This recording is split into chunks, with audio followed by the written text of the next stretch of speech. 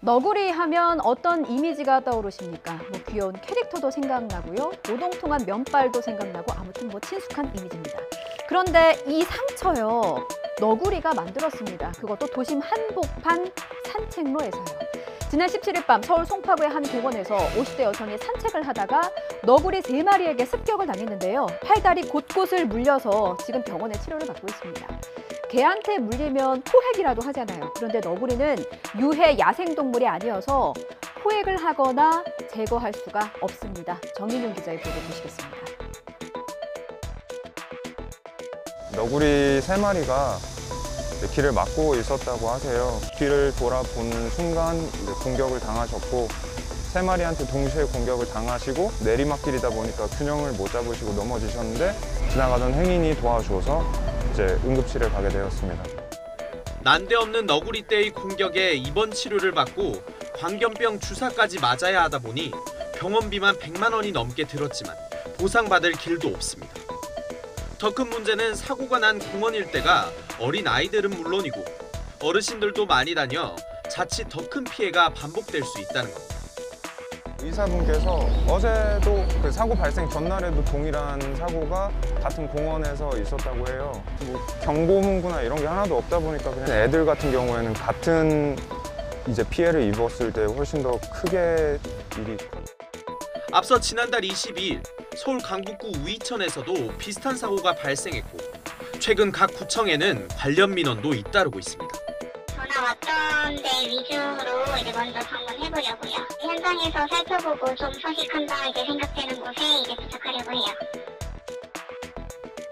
전문가들은 도심이 개발될수록 너구리가 등장하는 일이 더 많아질 거라고 말합니다. 서식지가 사라지기 때문이죠. 그래서 공존하는 방법도 함께 고민해야 한다고 조언합니다.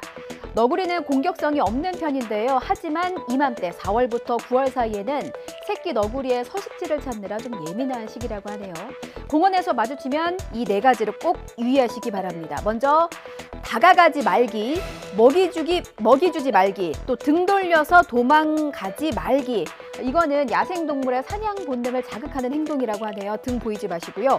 못 본 척 피해가기, 천천히 뒷걸음질로 못 본 척 피해가시기 바랍니다. 자, 다음 소식 보겠습니다. 세종시에 있는 한 아파트에서 자매가 추락해서 숨졌습니다. 집에 가보니 동생의 초등생 자녀 2명도 숨진 채 발견됐습니다. 자녀들을 살해하고 극단적인 선택을 한 것으로 경찰은 수정하고 있습니다. 뭐 사연 없는 무덤은 없다지만 자녀들은 부모의 소유물이 아닙니다. 그 누구도 자녀의 목숨을 앗아갈 권리는 없다는 점 꼭 말씀드리고 싶습니다. 양동훈 기자입니다. 경찰관이 있어서 장가 가방에 박수를 하다가 사진을 찍고 있었습니다. 장가 앞에 나무판자도 부서져 있었습니다. 출동한 119 구급대가 아파트 1층 상가 앞에 쓰러져 있는 30대와 40대 자매를 병원으로 옮겼지만 숨졌습니다. 자매는 각각 남편이 있었지만 모두 이혼한 상태였고 4명이 함께 살고 있었습니다. 경찰은 아파트에서 자매 2명이 각각 쓴 거로 추정되는 유서도 발견했습니다. 유서에 신변을 비관하는 내용이 담겨 있었지만 종교나 생활고 문제는 아니었다고 설명했습니다. 이번 달 금리는 몇 %입니다. 요즘 은행 금리 문자 받으면 지금 없던 두통도 생길 지경입니다. 매매도 전세도 변동금리로 자금을 끌어왔던 분들 모두 좀 비슷한 심정이실 거예요. 대출 끼고 집 산 사람들, 전세 대출 받아서 살고 있는 분들, 그리고 새롭게 전셋집을 구해야 하는 분들까지 치솟는 금리 때문에 너도 나도 현실 자각 타임, 일명 현타가 오고 있습니다. 이 대출들의 기준점이 되는 게 바로 코픽스인데요. 5월에서 6월 사이 역대 최대 상승폭을 기록하면서 좀 가파르게 올랐는데 앞으로가 더 문제입니다. 이번 달에 한국은행이 0.5%포인트 빅스텝을 단행했잖아요. 이게 반영이 되면 앞으로 더 오를 거고요. 이와 같은 속도라면 대출금리 상단이 연말쯤에는 8%를 넘을 거라는 전망도 나옵니다. 자, 담보대출이 이 정도면 담보가 없는 신용대출은 어떻겠습니까? 말을 잊지 못하겠습니다. 강희경 기자입니다. 대출 3억 원을 껴서 집을 샀는데 당시 2%대 중반이었던 변동금리가 최근 4.8%까지 오른 겁니다. 한 달에 이자로 내는 돈만 100만 원. 경기도 안 좋고 그리고 이제 사실 월급이 오른다거나 소득이 늘어나지 않는 시기인 것 같은데 이런 금리가 계속 오르니까 가게에서 이제 더 아껴 써야 되고 더 힘든 느낌이 많이 있어요. 애초에 매매는 포기하고 전세를 구하려 해도 이자가 무서워 대출받기가 쉽지 않습니다. 매매는 너무 비싸고 전세는 대출 다 받으면 월급 절반이 이자로 다 빠져나가는 수준이더라고요. 월급은 정해져 있는데 이자는 계속 오른다고 하니까 정말 월세밖에 답이 없나 싶기도 하고. 현재 주요 4대 시중은행의 주택담보대출 금리는 변동형과 고정형 상담 모두 6%를 훌쩍 넘었습니다. 전세대출 금리도 12년 만에 6%를 돌파했습니다.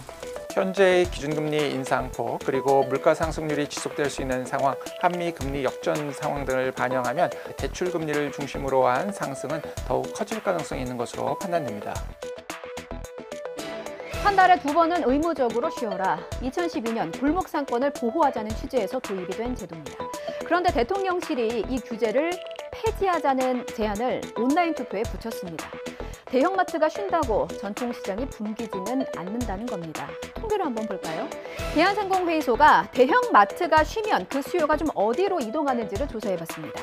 정통시장으로 간다는 응답은 16.2%에 불과했습니다. 나머지 10명 중에 한 8명 이상은 다른 곳을 이용하거나 마트가 문 여는 날에 이용한다고 답했습니다. 자, 마트가 쉬어도요, 온라인 배송 서비스를 이용하는 분들도 많았고, 집에서 가까운 슈퍼마켓이나 식자재 마트로 가는 분들도 많았습니다. 자, 이 같은 논란에 소상공인들은 골목 상권 죽이기다 반발하고 나섰습니다. 대형마트가 의무 휴업이라도 하니까 그나마 이 정도 매출을 낼 수 있다. 그러니까 이 제도 없애지 말라는 겁니다. 이분들의 목소리도 함께 들어보겠습니다. 윤혜리 기자입니다. 대통령실이 운영하는 국민제안 홈페이지입니다. 온라인 투표를 거쳐 정책에 반영할 제안 3개를 선정하는데 대형마트 의무 휴업 폐지가 가장 높은 지지를 받고 있습니다. 법 시행 10년이 지났지만 여전히 실효성에 대해선 해석이 분분합니다. 대형마트가 쉰다고 전통시장이 붐비진 않는다는 겁니다. 하지만 소상공인들의 생각은 다릅니다. 대형마트들이 들어오고 나서 이렇게 살기가 어려워졌거든요. 의무 휴업 규제가 생기면서 매출이 조금씩 그나마 회복이 좀 되고 있었거든요. 슈퍼마켓이나 편의점까지 찾는 비율을 하면 의무 휴업일에 골목 상권을 찾는 소비자가 60% 가까이 되는 것으로 나타나고 있거든요.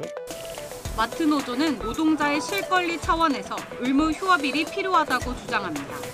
국민 기만 투표를 중단할 것을 요구해 주십시오. 그래서 마트 노동자의 건강하게 일할 권리와 휴일을 지켜주십시오.